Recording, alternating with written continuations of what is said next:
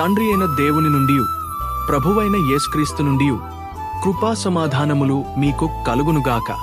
ప్రియులారా, మనకు ఈ వాగ్దానములు ఉన్నవి గనుక దేవుని భయముతో పరిశుద్ధతను సంపూర్తి చేసి కొనుచు శరీరమునకును ఆత్మకును కలిగిన సమస్త కల్మషము నుండి మనలను పవిత్రులనుగా చేసుకొందము.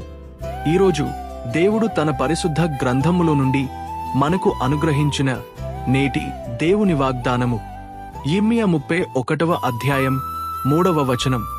శాశ్వతమైన ప్రేమతో నేను నిన్ను ప్రేమించుచున్నాను అని దేవుడు మాట్లాడుతున్నాడు. ప్రియ క్రైస్తవ సహోదరి సహోదరులారా, దేవుని ప్రేమ శాశ్వతమైనది. మరి ఆ ప్రేమ నిన్ను గోతిలో నుండి అనగా అనారోగ్యము నుండి లేవనెత్తుతుంది. నిన్ను శత్రువుల నుండి బాధల నుండి విమోచిస్తుంది.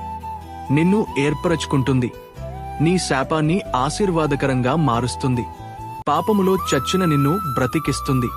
ప్రియమైన దేవుని బిడ్డలారా, ఈ లోకంలో ఎవరు నిన్ను ప్రేమించినా నీ అందము, ఆస్తి, ఐశ్వర్యం మరియు ఆస్తి అంతస్తులను ఆశించి మాత్రమే ప్రేమిస్తారు.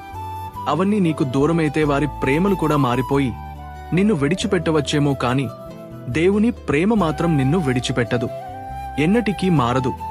నీకు మేలు చేసే ఆ దేవుని ప్రేమను నీవు అర్థం చేసుకోగలిగితే, అంగీకరించగలిగితే తన ప్రేమ ద్వారా యేసయ్య నీ జీవితంలో గొప్ప కార్యాలు చేస్తాడు.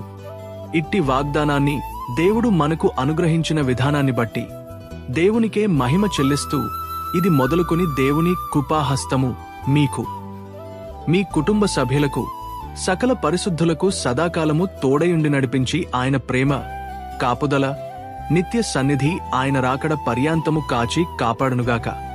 ఆమెన్. ప్రభునామంలో మీ అందరికీ నా చిన్న మనవి, ఇంతవరకు మన ఛానల్ని సబ్స్క్రైబ్ చేసుకొని వారు దయచేసి సబ్స్క్రైబ్ చేసుకుని లైక్ చేసి షేర్ చేయమని ప్రభునామములో మీ అందరినీ ప్రేమపూర్వకంగా ప్రార్థిస్తున్నాను. ప్రభువైన యేసుక్రీస్తు నామములో మీ అందరికీ మరొకసారి హృదయపూర్వక వందనాలు తెలియజేస్తున్నాను. దేవుడు మిమ్మల్ని దీవించునుగాక. ఆమెన్. ధన్యవాదాలు.